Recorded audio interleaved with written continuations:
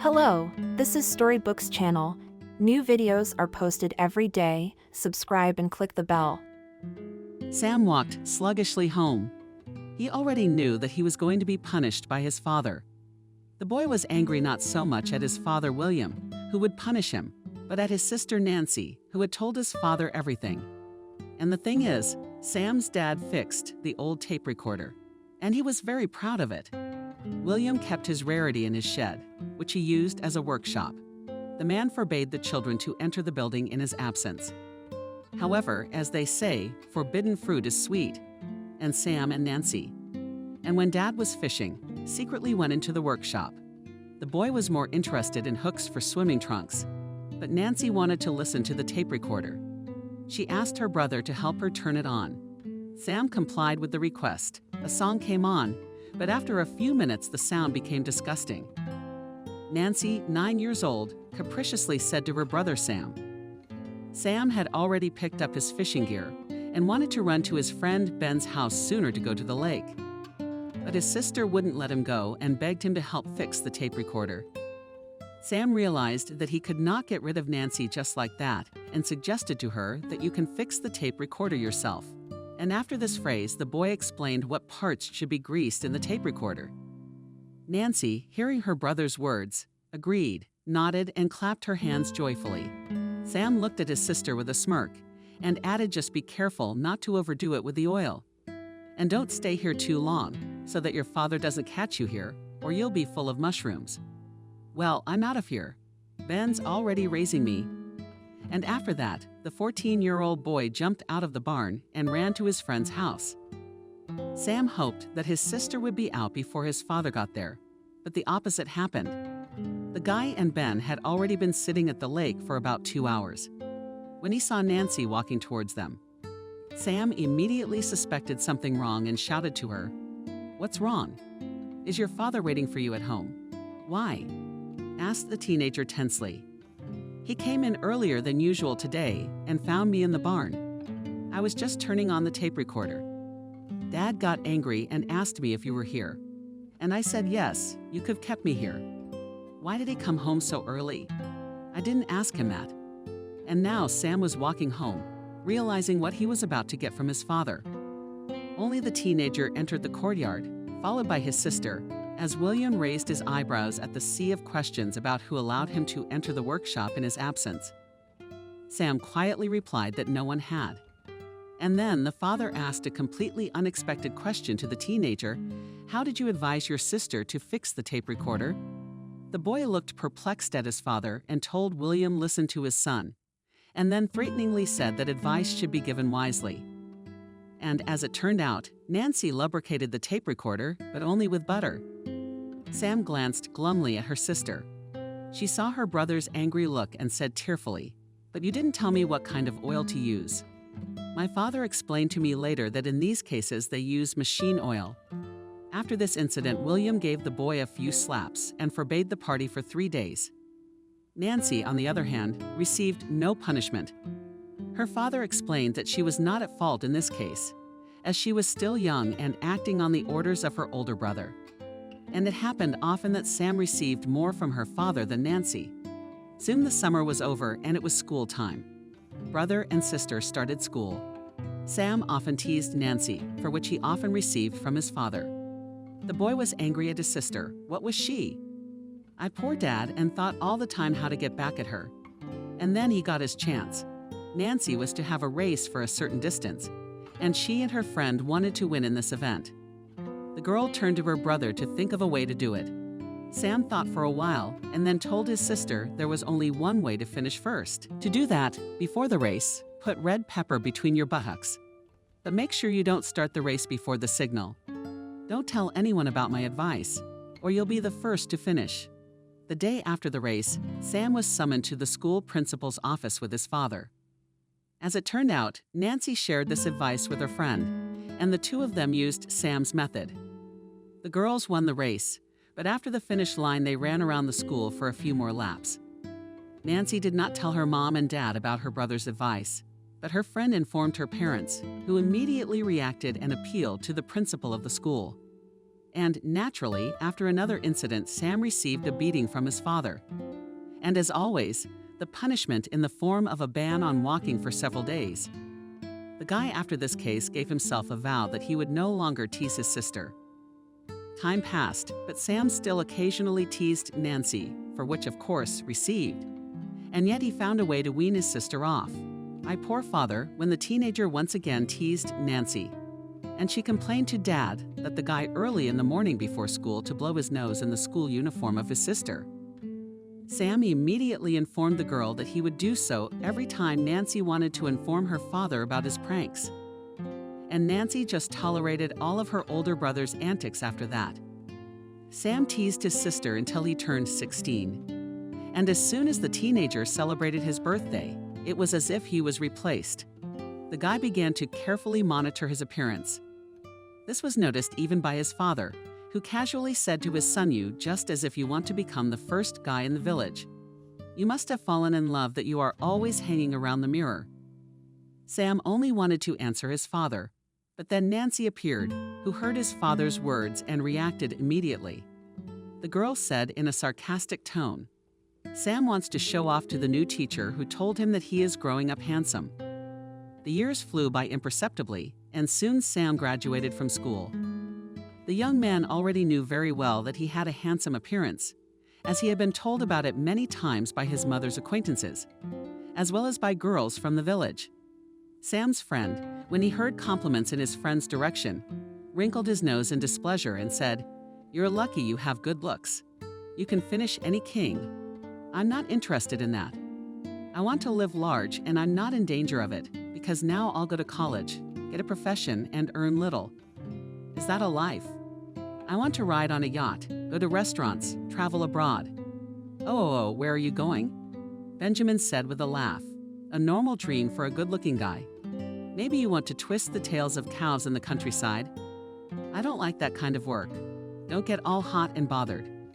If you want to live a nice life, you've got a chance. I'll use my looks and seduce a rich girl. And then you'll live a good life.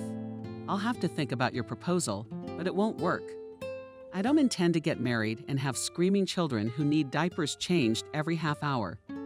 Soon Sam entered college in the city, and from the village the boy left with a light heart. It was only difficult for him to part with his sister, over whom at one time he often stirred. The young man, though, joked about Nancy, but loved her very much, and if anyone offended her, he always stood up for her. Time flew by, and Sam graduated from college. The young man did not want to return home, as he did not see any prospects there. So he stayed in the city, rented a room for two with a student, and after that he got a job at the factory as a fitter. As soon as the guy worked for a week, he called his sister and told her how he was doing at the moment, and asked Nancy to tell his news to his parents. The girl promised to let her mom and dad know everything. She then inquired how he was doing on the personal front. Sam laughed and said that, like in the village, there were girls running after him in droves. Nancy smiled in return and said, "I didn't expect any other answer. You're a handsome boy, but be careful with your nighttime activities, or you'll be a father of many children at your age. It's too early for me to try on the role of a father," he said with a laugh, and immediately asked his sister if she had a boyfriend. Nancy indignantly replied that she was being courted by a young man, but that she was still thinking about it.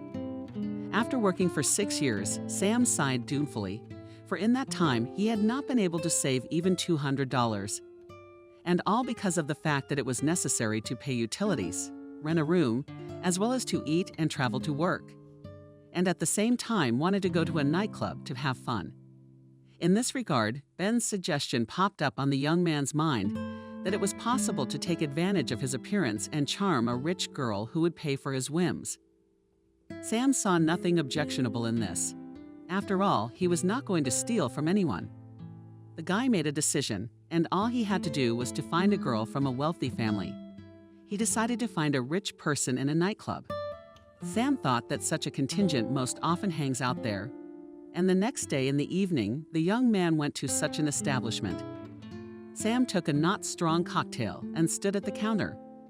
The guy looked closely at the fair sex, as well as what they were wearing and how they behaved. He thought that if a girl was from a rich family, she should be in a strong outfit and behave relaxed. And at one point, he was attracted to such a person. The girl was dressed in a golden top leather black skirt. With 2 slits on the sides, she danced with a friend, holding in one hand a flute with a cocktail. The girl laughed casually. Guys often approached her, but she immediately opened them with a glance. Sam decided to try his hand at courtship and approached the stranger. The guy raised his glass to the top and, trying to shout over the music, said that he was raising a flute to the pristine beauty. The girl looked at him with interest, but immediately asked him to back off. The young man inwardly traits, but did not back off and said, "I understand that damn beautiful young ladies so, and should behave towards you himself. And if for a moment to imagine that I am not from this contingent, and give me a chance to interchange with you a couple of phrases, I'm interested. Besides, you're cute too. What do you want to get me, a drink? Actually, I'm used to being served by the ladies. But in this case, let's make an exception. Let's go to the bar and choose. Are you a ladies' man?" The stranger said with surprise. Sam realized that he had said something stupid. He quickly realized that it was necessary to save the situation. Therefore, the first thing that came to mind said to the interlocutor, "Why so rude? I just have a high demand from the fair sex. Sometimes I'd even have to fight back. Now I see you are Naburiotsia Price."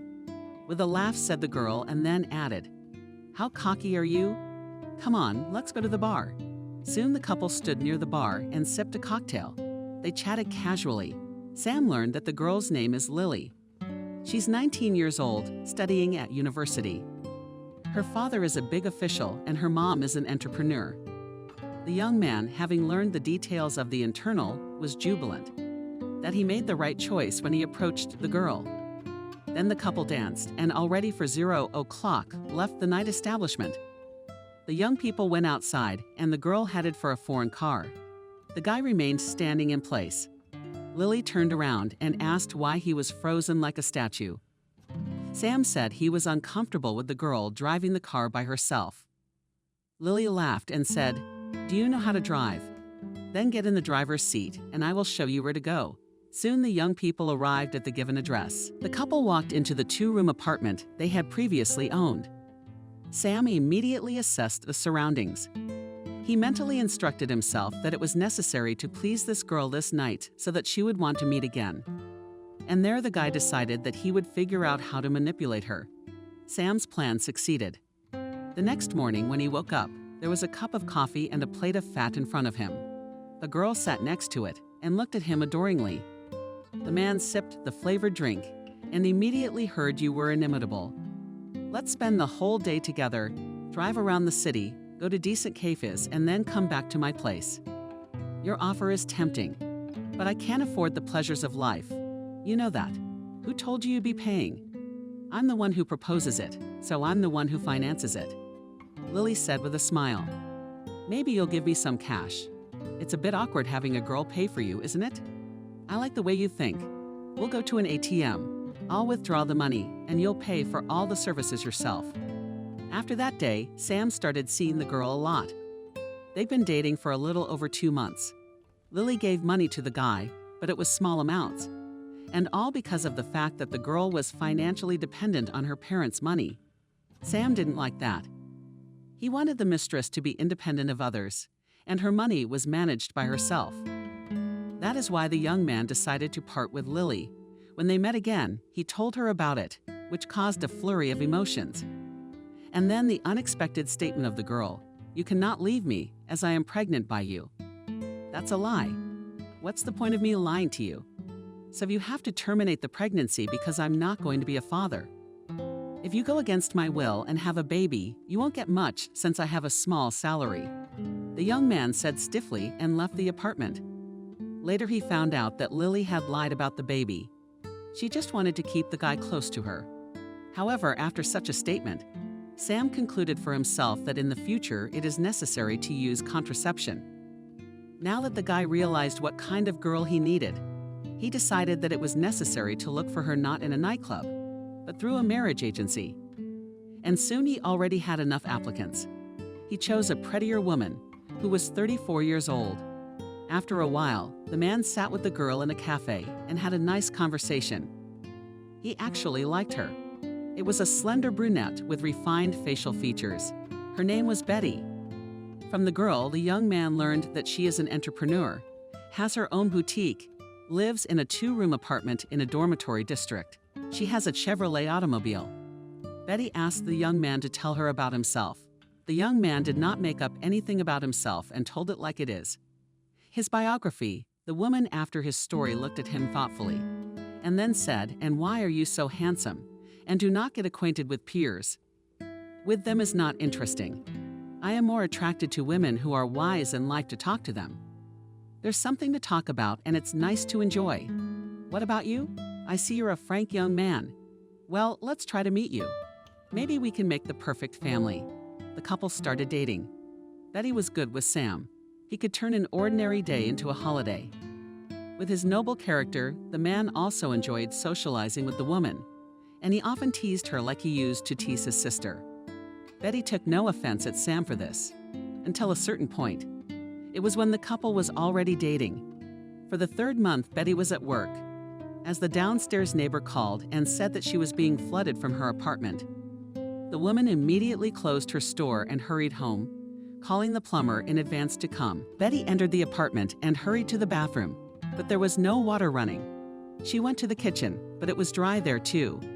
The woman shrugged her shoulders perplexedly and wanted to go to her neighbor to find out why she had deceived her. But then Sam came out of the room to her and said, "See how great I've made your day off. I should call and tell her you're flooding the neighbor. How are you already here? Do you realize what you're doing? I called the plumber, and now I'm gonna have to pay for a false alarm. I got ripped out of work on a Sunday when it's busiest, which means at this time I'll lose the opportunity to sell something and therefore no income. I don't understand how a neighbor could go along with your scam and call me and collect it. What's there to understand?" With a smile said the guy and continued, "Money makes everything. I paid my neighbor to make that call. You're laughing. I give you money and you spend it recklessly. You're your own beggar's brood. And in a way, I'm even supporting you. Maybe you think there's no substitute for you. Then you're sorely mistaken. Whoa, you're gonna insult me now. Look, I can leave. Good riddance. You weren't gonna start a family with me anyway." After saying that, Sam spit over his shoulder, threw the keys to the apartment and left. The man thought that Betty would cool down after a while and call, but that didn't happen. The young man would have called himself, but he was stopped by Betty for insults. Sam feared that the woman could call him a beggar one more time, and he would not be able to hold back. After the unsuccessful affair with Betty, a couple of months passed, and Sam reapplied to the marriage office. But now the guy decided for himself that it is necessary to look for a woman who does not shine beauty, and come up with a legend that she gave a large sum, and after receiving the finances simply evaporate from her life. Sam soon selected a candidate named Emily. He met the woman in a cafe. As in the first case, the young man tried to be with Emily, courteous while skillfully giving her compliments. In conversation with the woman, he learned that she was 36 years old. She owns an atelier, lives Emily, in a 2-bedroom apartment, has a car, and she has a 9-year-old son growing up. Sam told a legend about himself that he's in the construction business. He has a brigade, although in fact he continued to work at the factory, lives in another city, and here he rents a room. And also the man told the interlocutor that he loves classical music.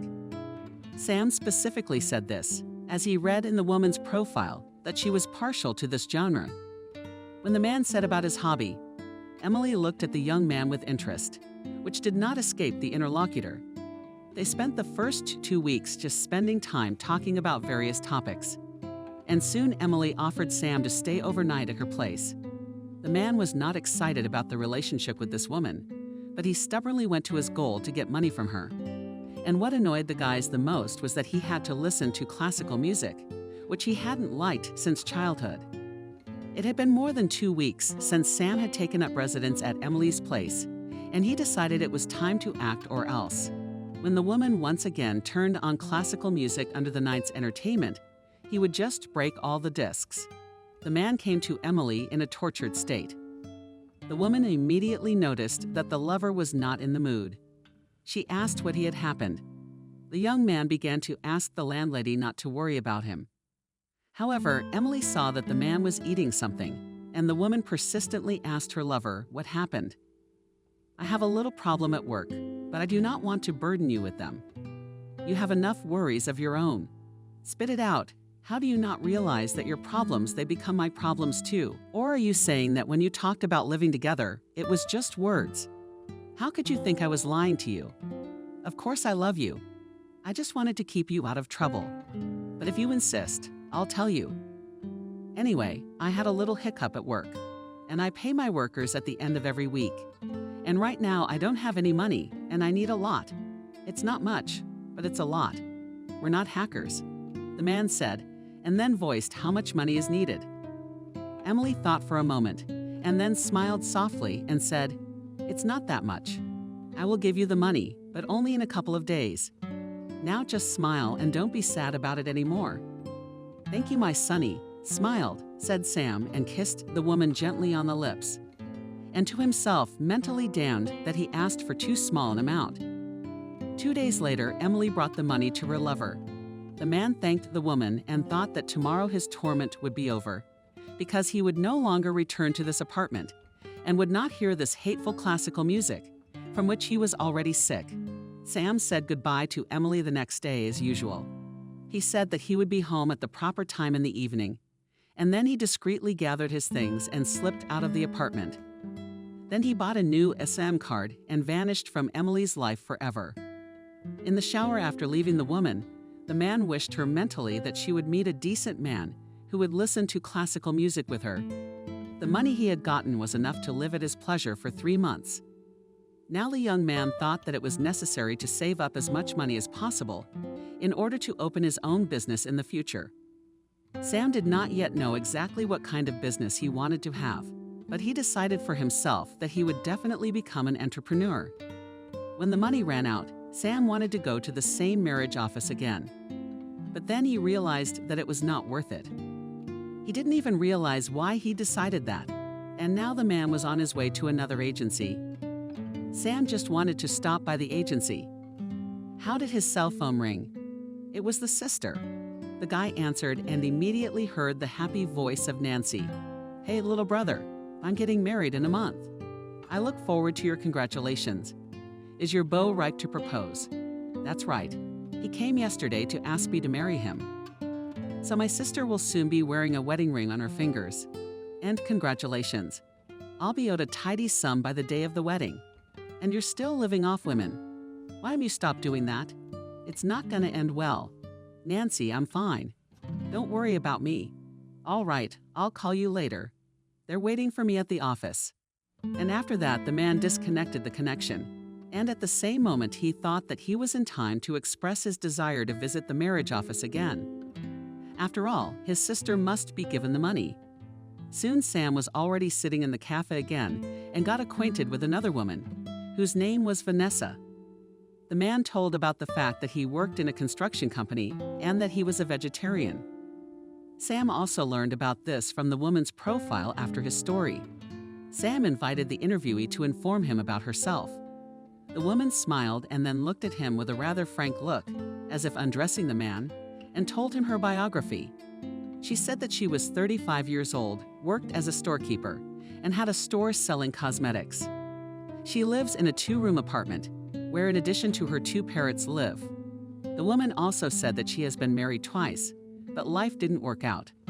Sam noticed the look with which the woman examined him at the meeting and immediately realized that this lady had not been in bed with a man for a long time.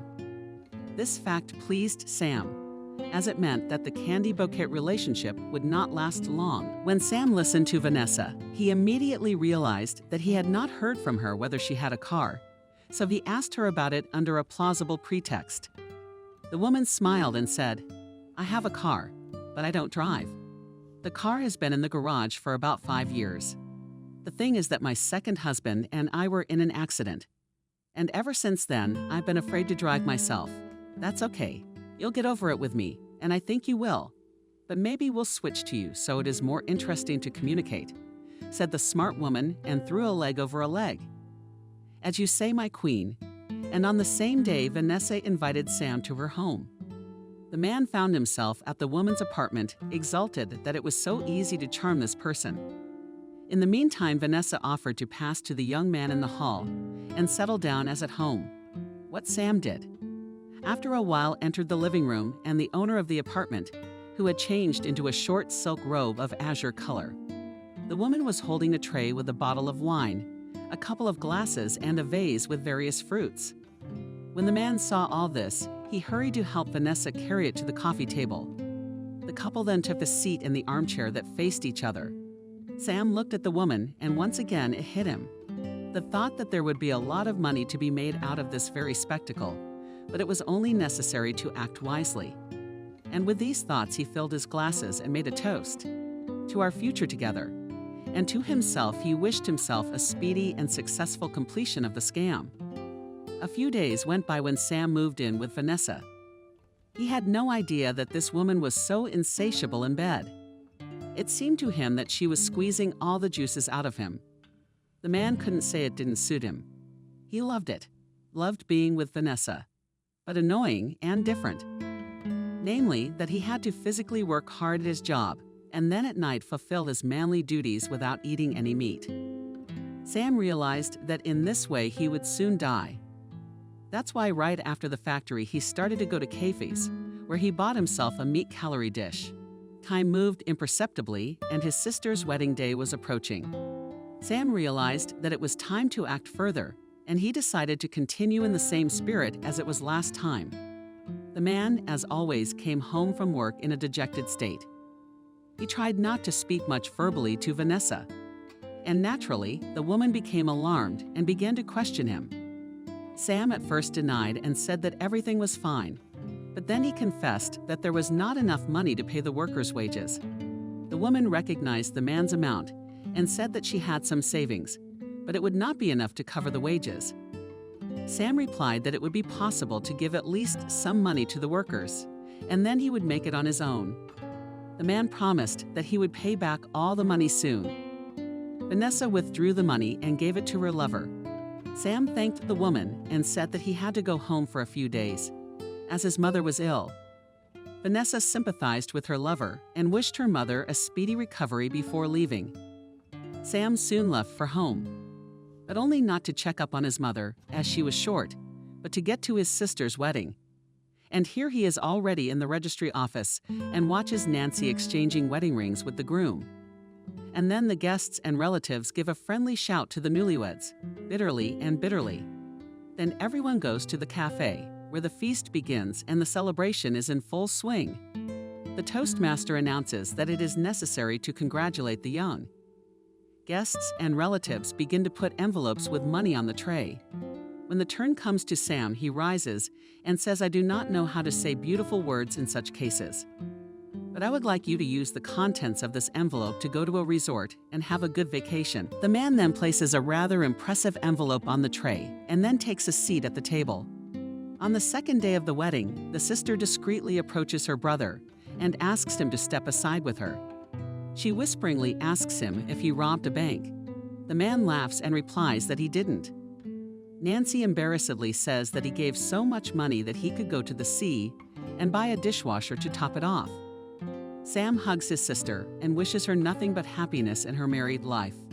The next day, the man leaves the village and goes to Vanessa in the city. He brought some goodies from home to treat the woman and let her know that he really went to see his mother. Vanessa is happy to meet her lover and passionately whispers in his ear that she missed him tremendously. It was more than 2 months before Sam started living with Vanessa. The man realized that it was time to act further, but he could not think of a strategy to borrow money from the landlady. But he was helped in this by the woman herself, with an unexpected question: "Dear, how are you doing in the construction company?" "Not bad." "Why do you ask?" "Because you borrowed money from me to pay the workers' salaries. So I thought if you're doing well, I could pay you back. I'm just saying that because you can put the money back in the bank for interest. It makes sense. You're right. I'm such a fool for borrowing money and not paying it back. And you probably think I'm a fraud now because of that, don't you? I didn't think so. Now I feel guilty for asking. Stop saying that. I just think you and I need to expand our business. Maybe I should take out a loan to start a second construction firm. And then you and I can go on our honeymoon to the coast. I have another suggestion. Why pay extra interest when you can sell my car, which is worthless? You've got your money's worth, and we'll get you an expensive car. You got a point. Then maybe you wait with the money I've borrowed from you. They're just in circulation. But if you want, I can pull it out at any time. You don't have to pay me back in this case. We just decided that we're going to move on in terms of material resources. Soon Vanessa sold the car and handed the money over to Sam. The man, as usual, thanked the woman, and after 3 days he retreated from her apartment. When he left the house, he looked back at the windows of the second floor, where he lived for several months, and mentally wished Vanessa to find a worthy life partner and be happy with him. It was only after that Sam went on with ease. This time Sam kept a small amount of the proceeds from the sale of the car to live on. The rest of his finances he put under interest. The man knew that he needed to save up a certain amount of money so that he could start his own business. A couple of months passed and Sam went to the marriage agency again. And again he met a woman. Courtship and then a short stay. After the legend that there is not enough money to pay his salary and, as a consequence, to get money. True, this time the man did not get as much money as in the case of Vanessa. After some time, Sam visited the marriage agency again, and again he had good luck. Sam was happy that everything was going so smoothly for him, and he was going towards his goal. The man realized that he would not live like this all the time, that he was doing this for the sake of achieving his goal. But at the same time, Sam, somewhere in the depths of his soul, dreamed of meeting the one and only one with whom he would like to connect his life and go through all the joys and sorrows with her. However, for so many years, no woman really touched his heart, and sometimes the man wondered if maybe he wasn't meant to truly know love. A few months had passed since his last relationship with a woman. Sam was on his way to his rented room after work when his sister called him. The man happily answered and immediately asked how she was doing. Nancy at the same moment interrupted her brother and created everything as fine. I am even doing wonderfully well. I can congratulate you as you will soon become an uncle. I'm pregnant. Can you believe it? I'm gonna be a mom. That's news. Sam said in a confused voice in response. I knew you'd be happy about it. You're going to be my godfather after a while. So try to find a bride by the time the baby is born so that my baby will have a godmother.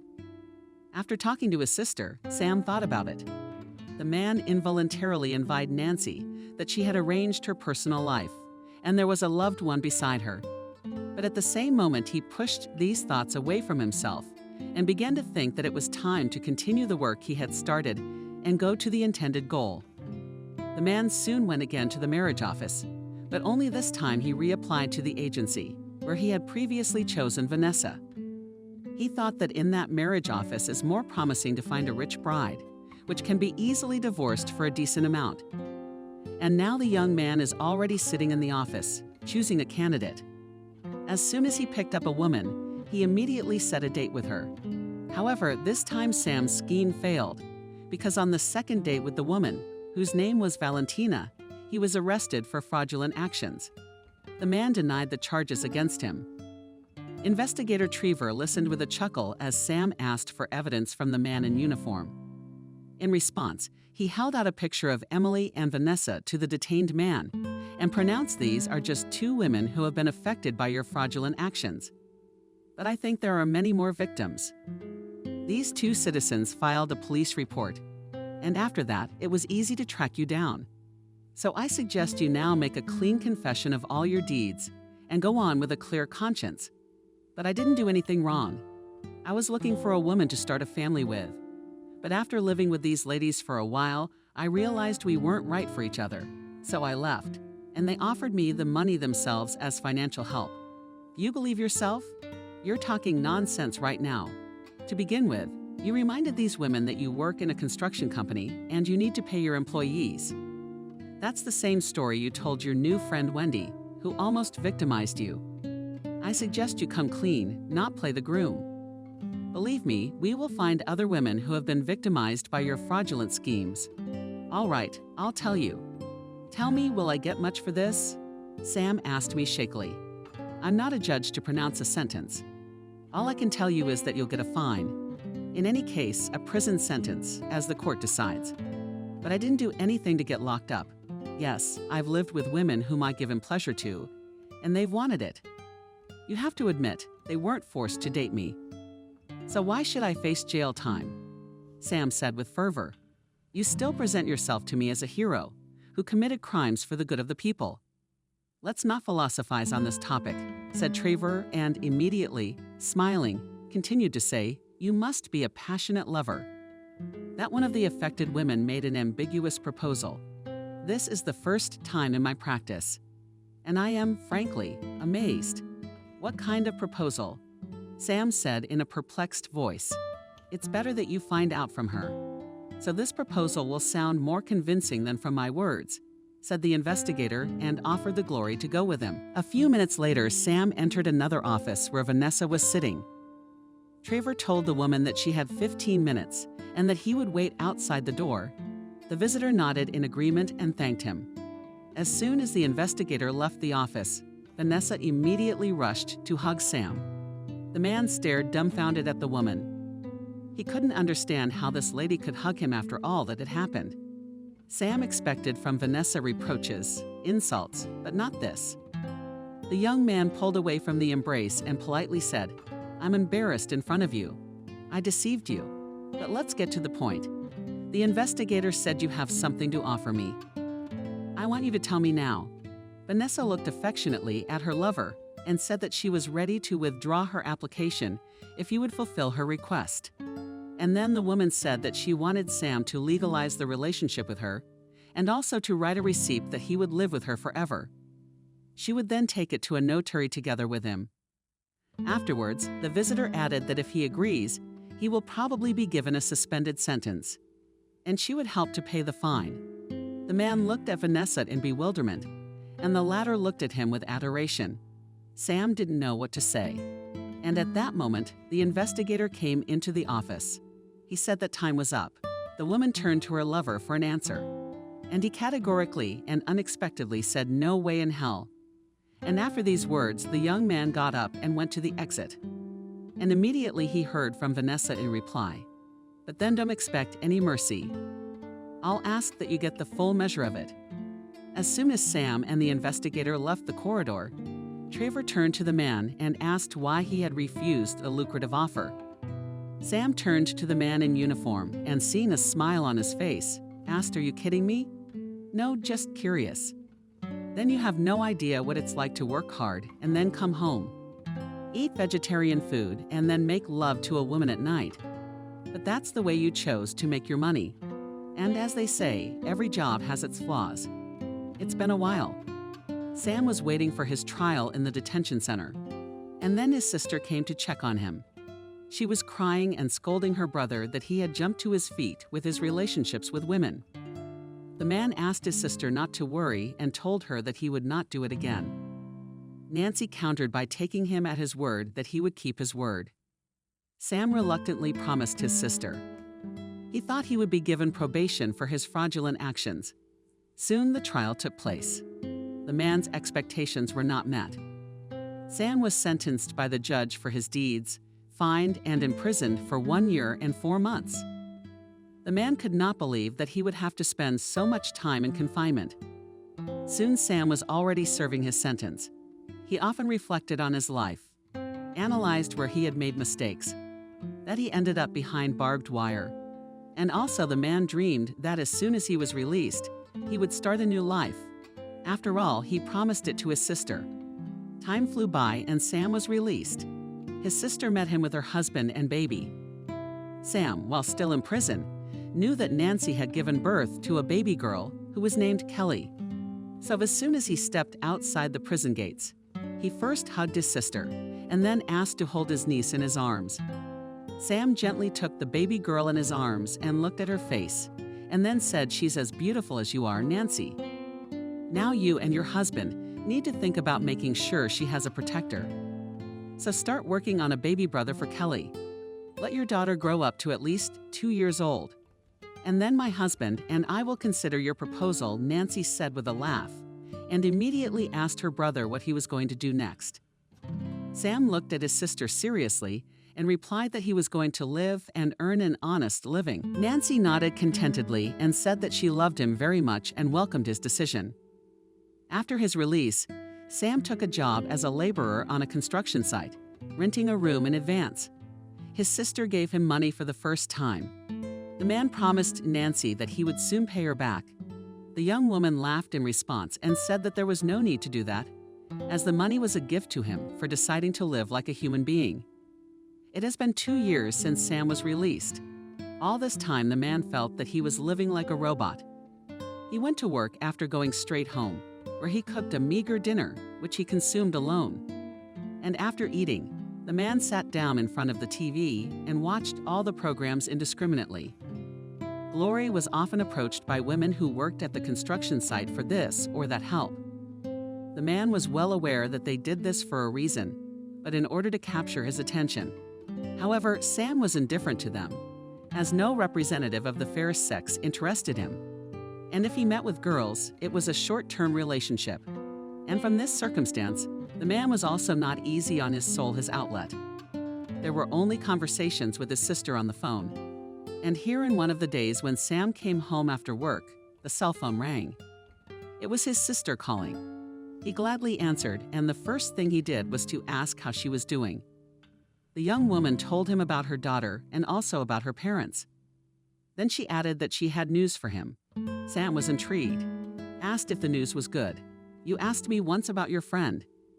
"Well, he's in the village to visit his parents. He came by and asked how you were doing.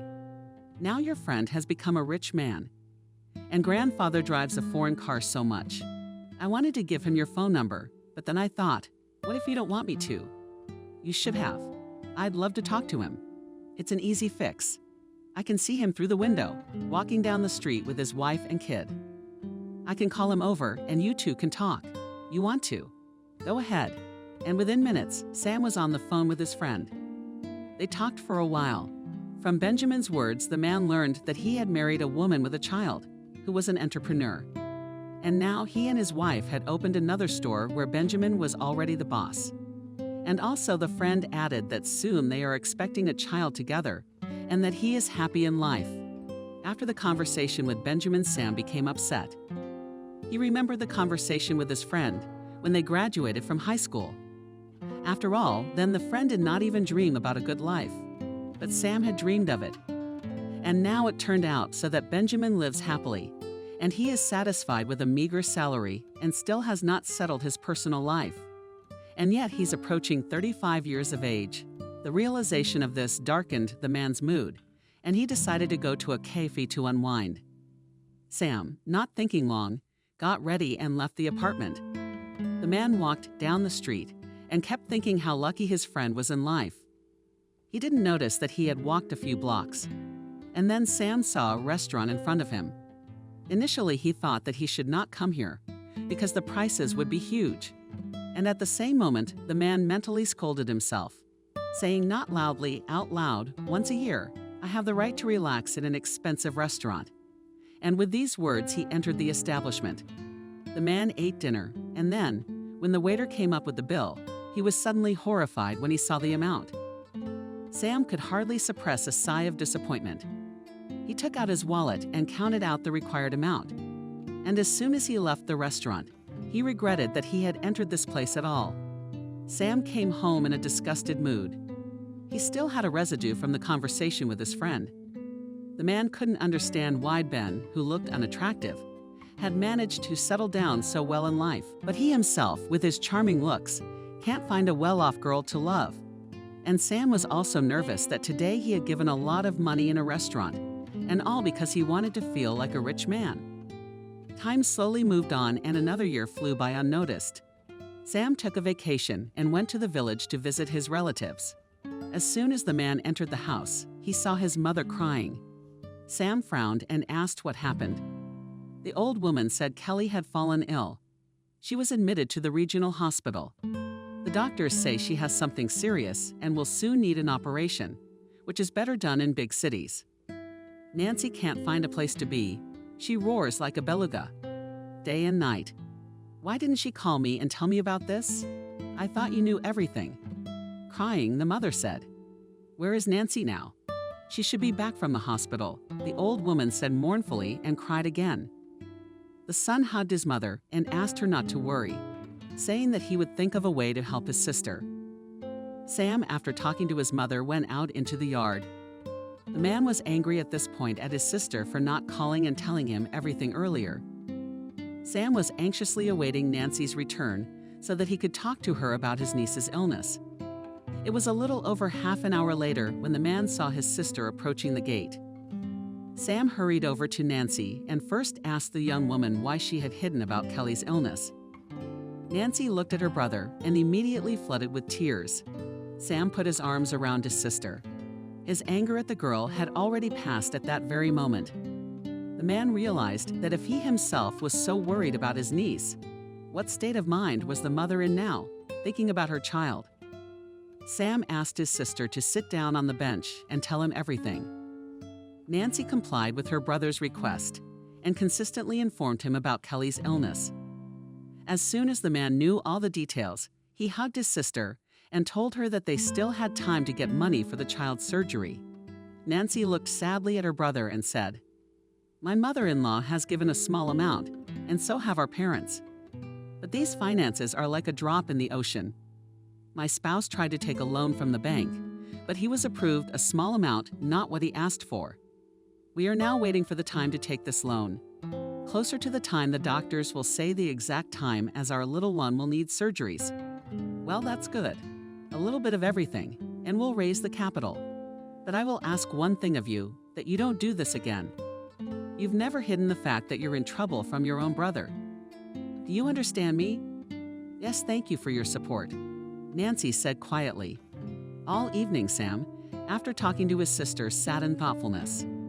The man absent-mindedly answered his father's or mother's questions. He wondered where he could get money. Sam realized that if he took a loan from the bank, he would not be approved for a large sum either. He also realized that it was unrealistic to borrow such a large amount of money. And then he remembered the struggle. Sam immediately went to his sister to get the number of his friend from her. Nancy looked at her brother with surprise and said, "Ben is your buddy, not mine. And I don't have his number. Go to his parents and get his phone number there. Do you want to ask him for money? It doesn't matter. Thanks for the tip," the man said and quickly left the house. Soon Sam went to the parents of a friend, where he learned the number of the buddy, and without wasting time, the man immediately called Ben. Sam, in a nutshell, outlined the situation to the interlocutor and immediately asked to lend him a decent amount of money. When Benjamin heard how much he wanted, his friend even whistled and said, "Do you realize how much you are asking for? I can't lend you that much, as my wife, and I have all the money in circulation. And to be honest, even if I had finances, I wouldn't give you such a sum, because you wouldn't have anything to pay back later. Nancy tells me you're struggling to make ends meet. You're a friend, but don't take offense to what I said. Ben's not a friend, you're more after what you said. Friends don't do that. I'm even bitter that I turned to you. Go on living and enjoying life. I'll never bother you again. And I hope I will never see you again," he said, and immediately disconnected the connection. The man felt an unpleasant residue from his conversation with Benjamin. He forced himself not to think about this conversation, and his thoughts were directed to where he could get money. Sam went to his parents' house. His sister came up to him and asked if he had called a friend. The brother responded by lying that he hadn't gotten through. The man did not want to discuss with Nancy at the moment the conversation about Benjamin and his rejection. Sam walked to the kitchen, sat down at the table, and thought about it. He realized that money would not come into his pocket on its own, but finances were necessary. The man realized that he could get the money only in the way he used to do. That is, by seducing a woman and getting her to pay him a large sum of money. Sam remembered that he had given his sister his word not to engage in this business anymore. But now there was no other way out. And at the same moment, the man thought of another option how he could get a tidy sum of money and keep his promise to Nancy. Sam decided that he would seduce a rich woman and marry her, and thus in the future he would not be in the dock for a swindle and would always have money. The man rubbed his hands together with joy that he had found such a good option. He immediately decided that he would look for a future bride in the capital. Sam believed that there are more opportunities to find there and faster wealthy women. The next day, the man notified the household that he was leaving. He told his sister that he would definitely get her money within 2 months.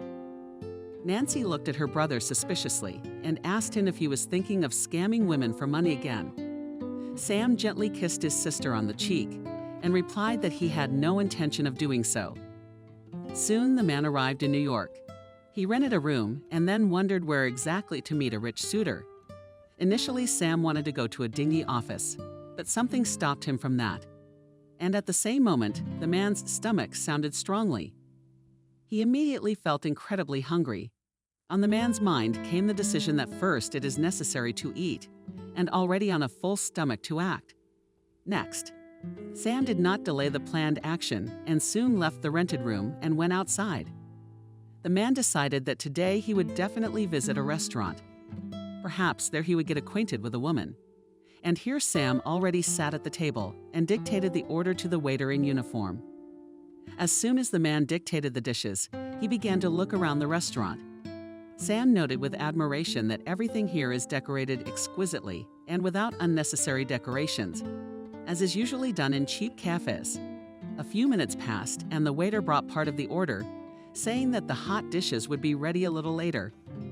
Sam nodded in agreement and prepared to start tasting the exquisite appetizer. But then his attention was attracted by a lush lady who sat at the table opposite. The stranger was looking sadly out the window while mixing a straw in her glass.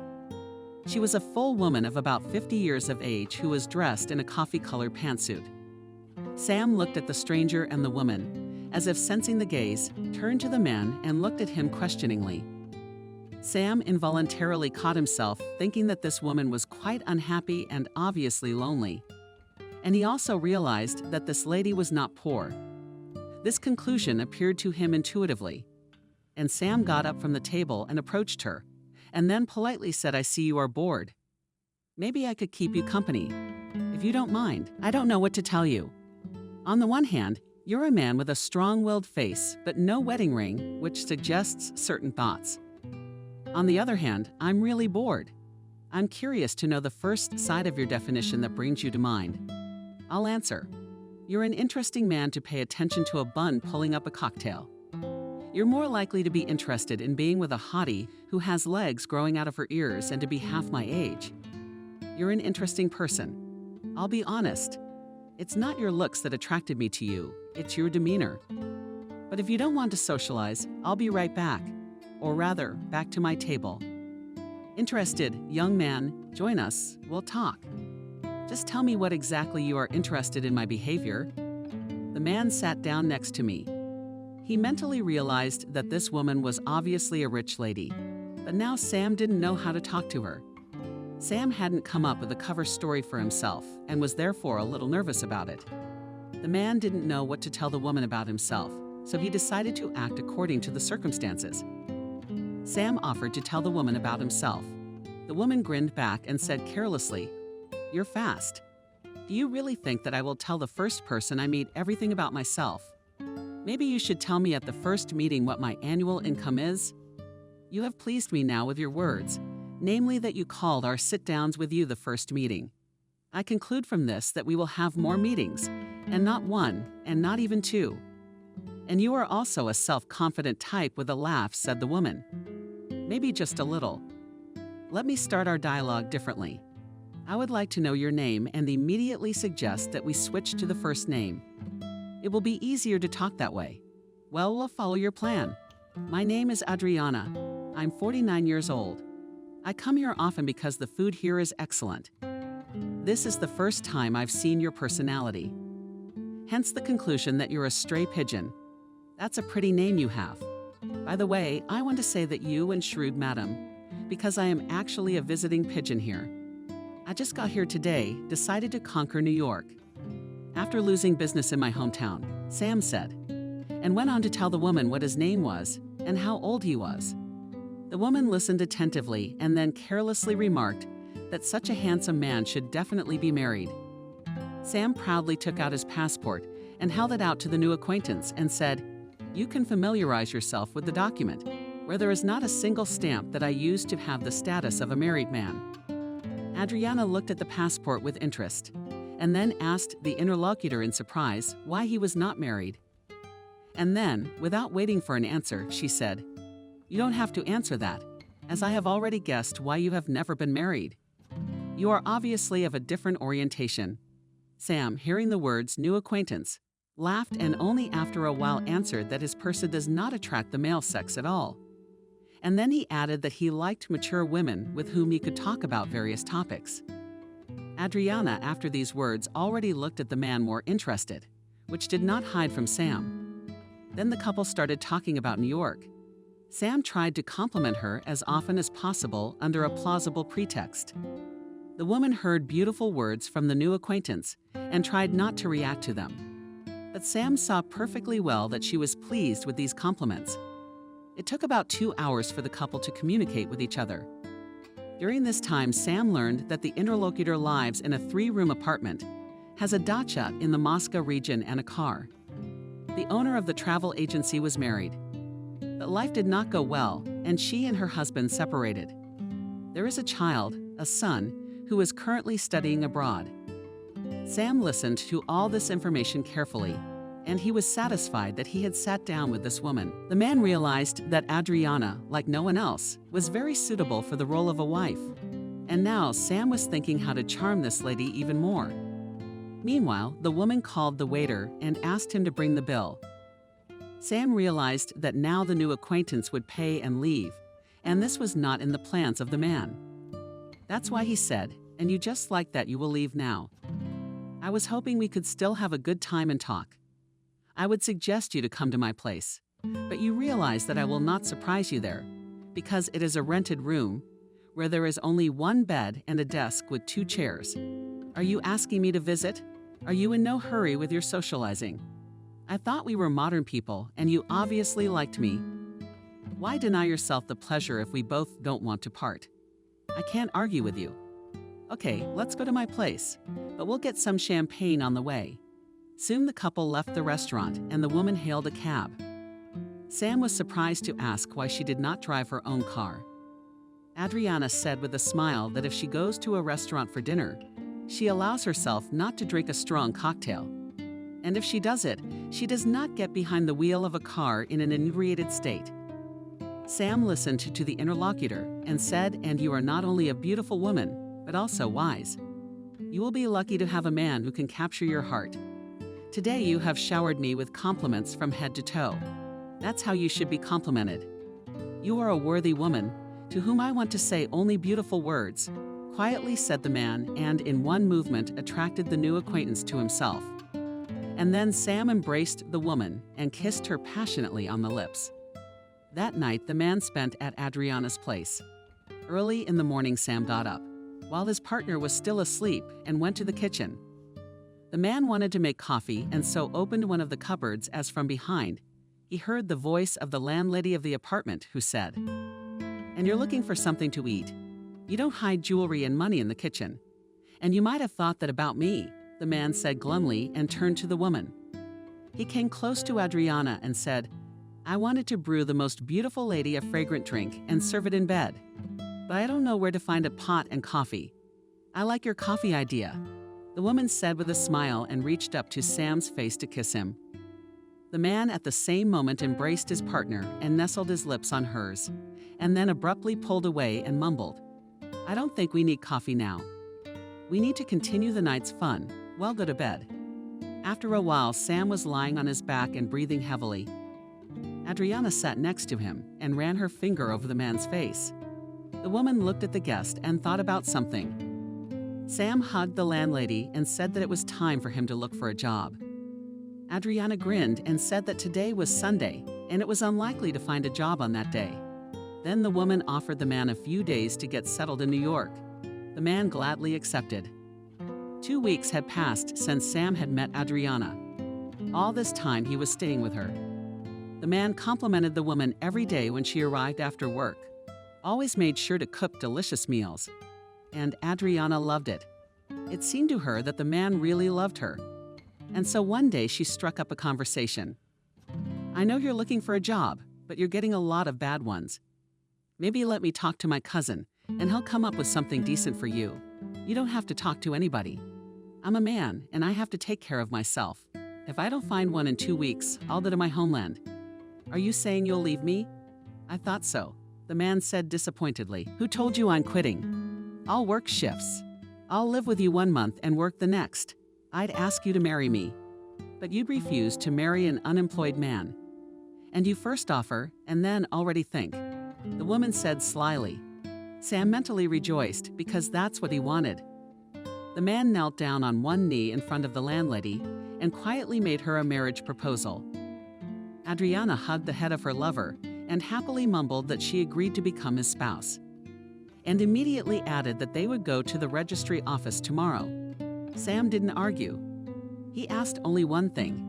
"Let's not organize a lavish celebration. Let's just sign everything and that's it. We're not 18 years old enough to have a big party." "If you say so. But I have a little condition that you let me talk to my cousin about the job. You know it's not gonna work if you just sit at home and do nothing. We'll talk about it later." Soon the couple filed a registry office application. Sam knew he was getting married. He hid it from his parents as well as his sister. He thought that it could be announced after a while. The man himself did not realize why he made such a decision. And soon the couple signed. They celebrated the ceremony in the same restaurant where they met. Adriana sat and admired the white gold wedding ring. Across from her sat her already legal husband, who leisurely sipped champagne from a glass, looking at his wife. It had been a week since Sam had married Adriana, and then the man received a phone call from his sister, tearfully and through sobs, informing him that her daughter had gotten worse. An operation was required as soon as possible. Sam asked Nancy to calm down and said the money would be there within a few days. Mail. After his sister's call, he paced nervously around the apartment, thinking about how to ask Adriana for money. Sam did not know how his spouse would react to his request to borrow money. And when the wife came home, the man asked her to sit down to talk. Adriana saw that her husband was worried about something, so she patted him on the arm and spoke softly. "You don't have a face on you. Tell me what's wrong." "My sister needs money and a lot of it." "How much and for what purpose?" Sam said the amount and then told him about his niece. Adriana listened attentively to her husband, and when her husband was silent, she sat silently for a while and looked at the floor. At that moment, the man sat with his hands clenched in a fist and waited for his wife's decision. Adriana, after some thought, said that the sum was very large and she could not give it so easily. Then the woman added that she had not lived with Sam long enough to trust him with everything. The man did not like the words of his wife, and he nervously said, "Will you help me or not? If you write a receipt that my sister will give me these finances within a certain time.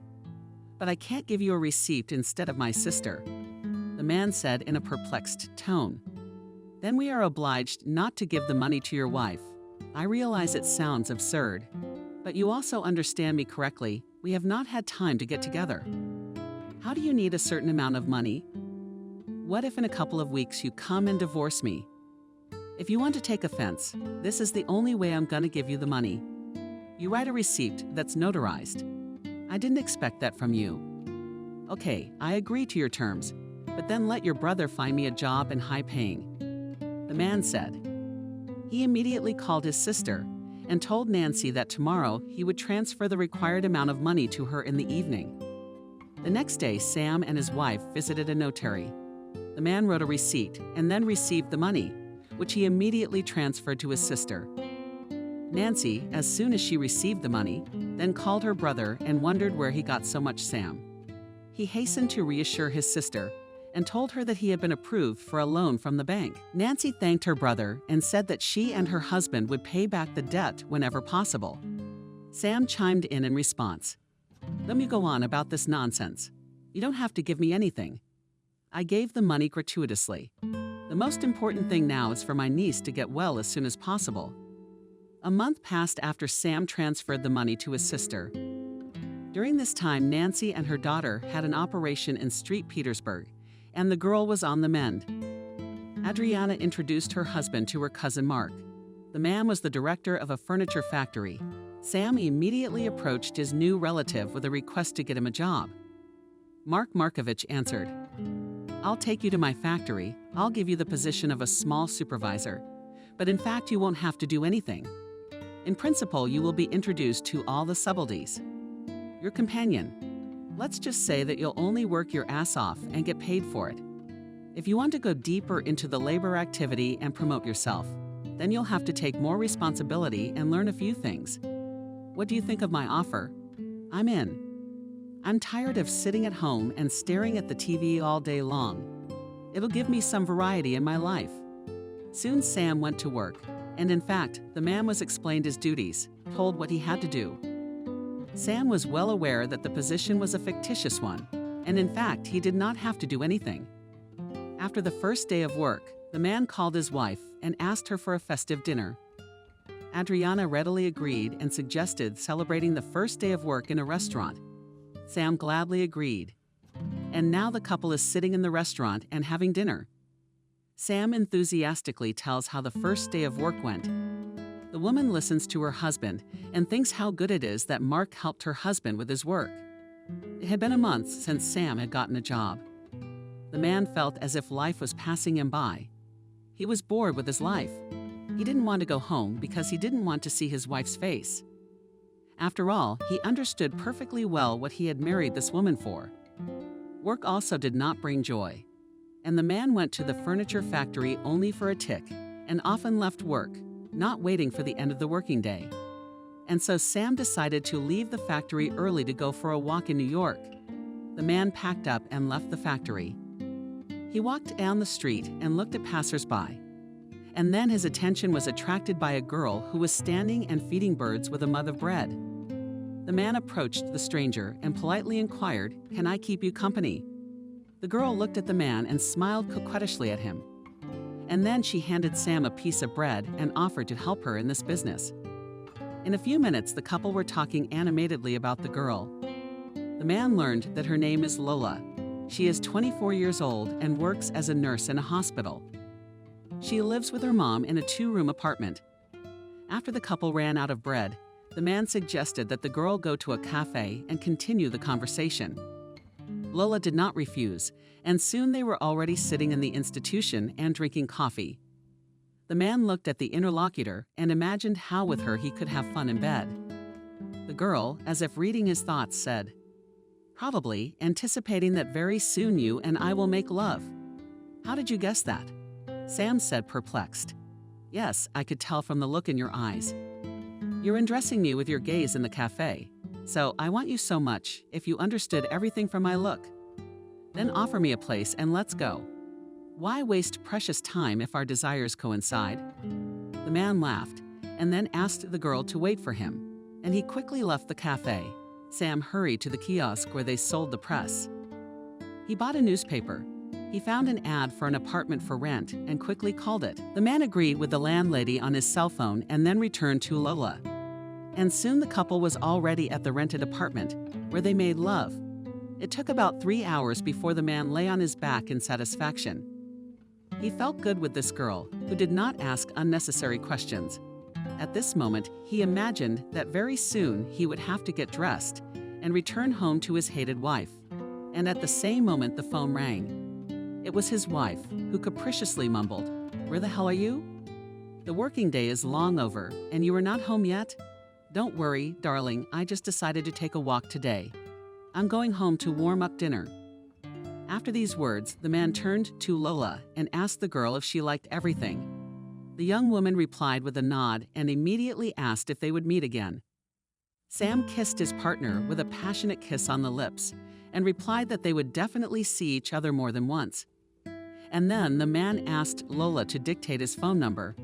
The girl complied with Sam's request, and after that the couple parted. Soon the man came home, where a disgruntled Adriana was waiting for him.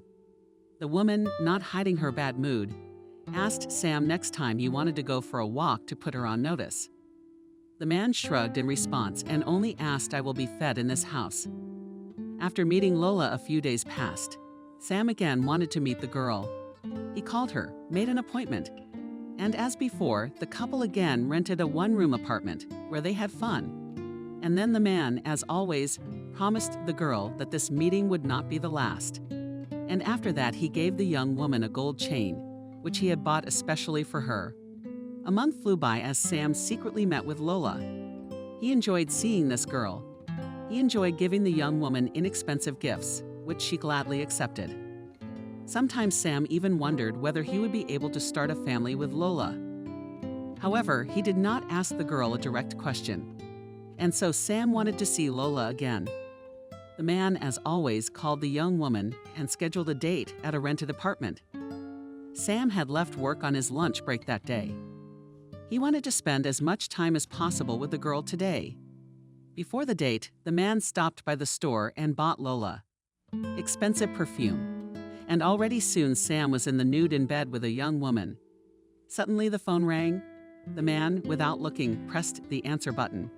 And hearing the greeting of his wife, quickly replied, "I'm not comfortable talking, I'm in a meeting. I'll call you back later." And only the man wanted to disconnect the cell phone as he heard the angry speech of his wife. "At the meeting, you say? Isn't that brunette you're reading the report now?" Rose eyes. "I'm calling you via video link.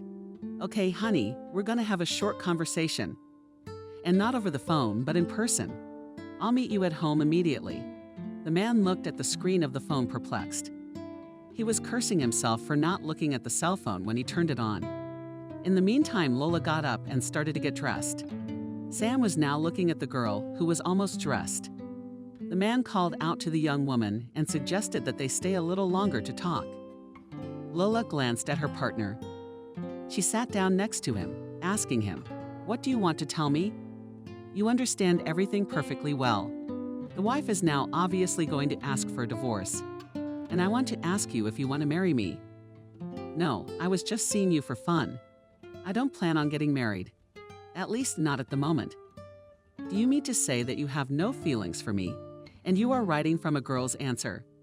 The interlocutor said, surprised. "If you mean love, then I can say that I do not love you. I just feel good with you in bed.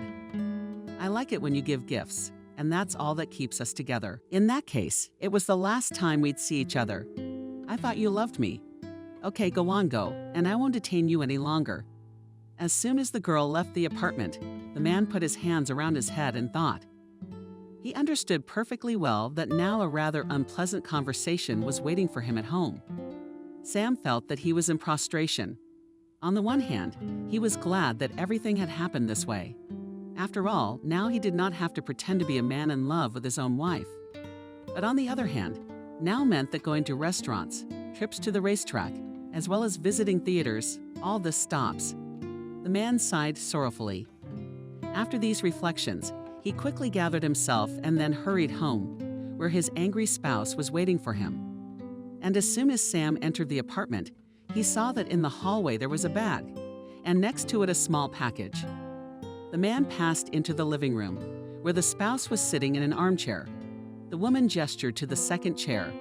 Sam sat down and looked at his spouse, and the woman coldly said, "You are an excellent lover. Nothing can be said here, but that's your value. You do not need to explain popularly that after your treason, I'm not going to live with you. And I didn't find myself in a dumpster to be treated like that, and especially you, who's a real pauper. I'll file for divorce. You don't have to worry about that, do you? You'll have the state tax deducted from your paycheck, although you can't expect to get a paycheck. I hope you haven't forgotten that I have a receipt in which you agree to pay me the money. From now on, you are no longer my husband, but only a man who owes me money. And one more thing. You no longer work for my cousin. He'll fire you for cause. That's a little favor from me to you. Now you're free to go on your way, rolling around in bed." The man stood up. He wanted to answer the woman rudely, but he forced himself not to say any nasty words. Sam looked at the landlady and then put his hand in his jacket pocket and wanted to go to the exit. But then his palm fumbled for a small box. The man took out the object and was surprised to notice that it was perfume, which he intended to give and forgot. Sam turned to his wife and handed her the box and said, "It's been a long time since I gave you a gift. Let this perfume be a parting gift from me. I beg you, do not hold a grudge against me. I wish you in the future to meet a worthy man who will love you with all his heart and never hurt. Don't worry about the money. If I owe you, I will give it to you. I will warn you right away that perhaps the next payment can be a little delayed, because I will still have to find a job. After all, you said yourself that I'm not working for Mark anymore. Now I'm leaving and I wish you happiness." Sam picked up his bag and left the apartment, never to come back here again. He walked for a while and then turned into a public garden, where he sat down on a bench and thought about what he should do next. Sam did not want to stay in New York, as he realized that it was a really expensive city. The man pondered for a while as his sister called him. Sam picked up the phone and greeted Nancy, and she quickly spoke to Sam. "Come to the village at once. Mom had a heart attack. She has been taken to the district hospital. How is she doing? What do the doctors say? We won't know until tomorrow." "What kind of day is this?" "Only trouble," the man said glumly, and immediately added that he was going to the train station to buy a ticket for the nearest flight. The man only wanted to disconnect the connection when Nancy spoke again. "What happened there?" "What kind of trouble?" "I'm fine." Without thinking, I said, and after these words, I immediately disconnected the connection. Sam now realized that as soon as he appeared at home, his sister would not give up on him until she knew the whole truth. A day later, Sam was already in the village. He learned from Nancy that his mother was better and could be visited. The man went to see his mother. The very next day after his arrival, Sam bought some fruit and soon went to the hospital. He came to the post where a small girl was sitting and writing something in a journal. The man walked to get her attention, and then he heard from the nurse. "You don't want to spread infection around here. If there's anything you want to ask me, I'm listening. And I'm not used to talking to a man who's busy doing something else. Why don't you at least look at me? Man, what do you want?" "Talk fast, because I have a lot of things to do," the girl said and looked at the visitor point blank. Sam looked at the nurse and immediately mentally thought it is necessary to be born so scary. But aloud, the man said that he wanted to visit his mother, and he needed to know the room number. The girl, having heard Sam's surname, immediately told him in which ward the elderly woman was lying. The visitor thanked the medic and went further down the corridor. Sam stayed with his mother for about an hour and then left the ward. The man was walking towards the exit when the same nurse he had seen at the post came out to meet him.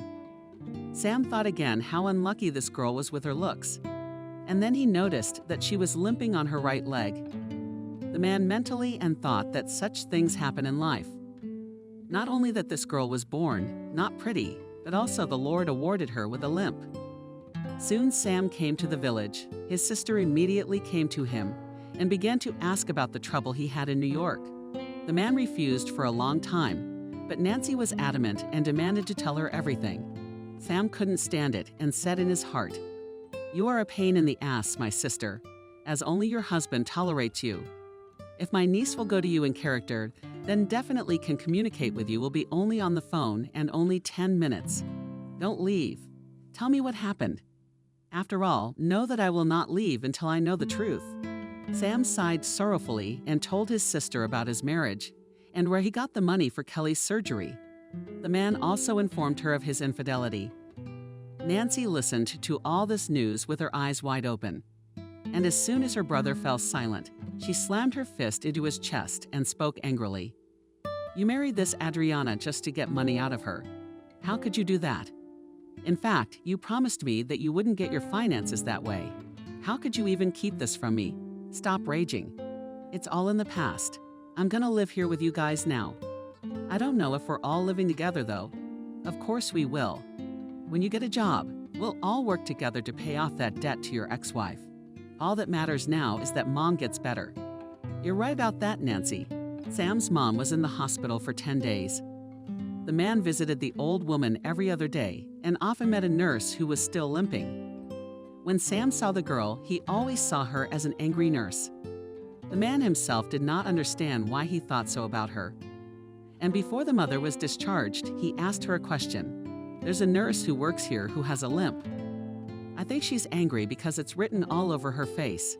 You shouldn't say she's mean. She's a kind soul. She will find for each patient affectionate words, and no stranger to help nurse to change diapers, seriously ill people.